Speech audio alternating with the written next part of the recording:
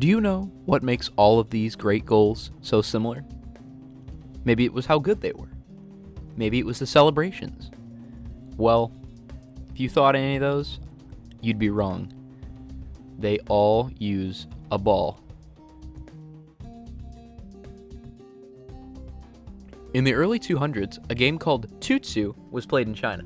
This was the earliest known version of football or soccer, and it was played with a ball made of animal skins. The Greeks, Romans, and early Egyptians also showed records of a game similar to this, yet played with an inflated pig bladder.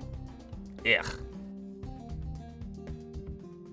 It wasn't until 1855 that Charles Goodyear invented the first vulcanized rubber soccer ball. It was obviously a big step up from the old pig bladder. Then, in 1866, H.J. Linden developed the first ever inflatable rubber bladder, making the ball more reliable and more modern. The modern ball served the first game on November 7, 1863, between the Oneida Football Club, the first organized U.S. team, and a team from the Boston Latin and English schools. A monument to commemorate the game stands today on the Boston Common where the game was played. The inscription reads, "On this field, the Oneida Football Club of Boston, the first organized football club in the United States, played against all comers from 1862 to 1865. The Oneida goal was never crossed."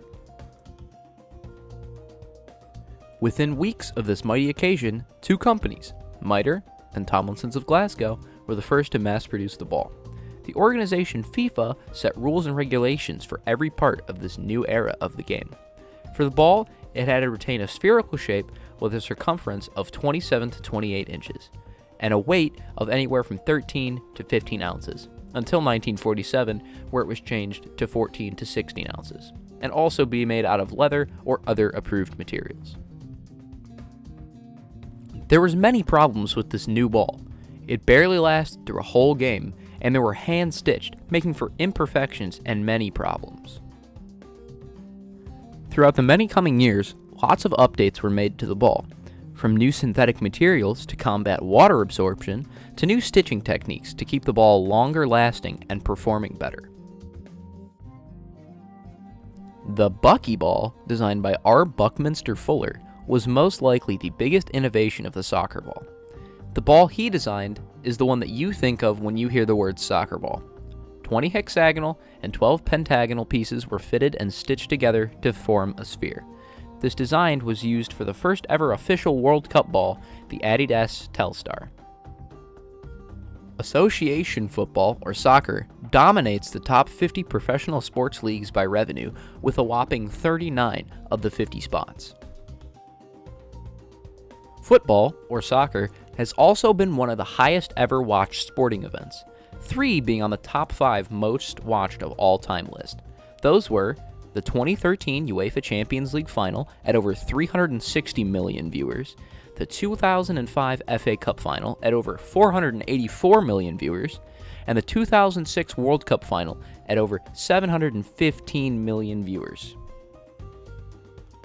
The soccer ball has been through a lot of iterations and designs, and I'm sure it won't be long until the next breakthrough innovation. So, as I just mentioned, this is a usual looking soccer ball. Maybe a little deflated because it was maybe a little bit overused because it popped here. But this shows that soccer balls are not perfect yet. They still unstitch themselves as shown here. But this is perfect because I can show you the panels and stuff. So, you've got the pentagonal panel right here, which is then connected to these few hexagonal panels. As you can see, so that one's got 5 sides, that one's got 6 sides. And that all the way around the ball creates a sphere. And then that was the Bucky ball, I believe, yeah. So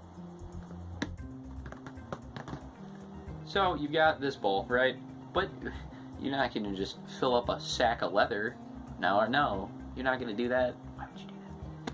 So, my dude H.J. Linden went on inside, and if you can see in there, there's no, you probably can't see in there, never mind. So there's this, like, rubber, another ball inside, but not a ball at all, but also a ball. Not a playable ball, but a ball shape. And that was my dude H.J. Linden, as I said, his creation, which is one of these. It's an inflatable rubber bladder. Now you may be asking, Logan, why do you have safety glasses on? Well, it's because here on the Logan Meier Show, we have safety regulations. So we're going to be filling this up as far as I can. As you can see, there's a lot of resistance. You can hear the air coming out. So, it's nice, deflated. We're gonna do this. We're gonna time lapse it up so you can see it blowing on up. Now it just kind of looks like a hat. It's not a hat, but it kind of looks like one. So we're gonna be blowing this up, time lapsing it. So let me get my my trusty air putter inner. What is this? Air pump? That's what they're called, not air putter inner. We're gonna do that. Clip it in. Gonna hold it like this, so you can see. And we're gonna pump this with some air.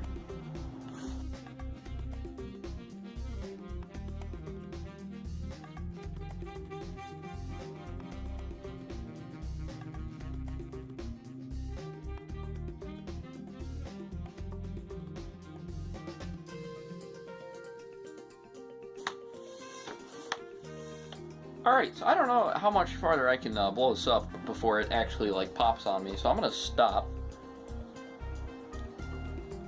Alright, so as you see, it's quite a size difference. Like, it was once not this big, and now it is this big. It's not as squishy-inable.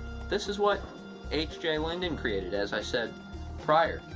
So, without this, the soccer ball would just be a sack of leather that you like blew your breath in, which, you know, it doesn't actually help anything. But this is what makes soccer balls great. Thank you.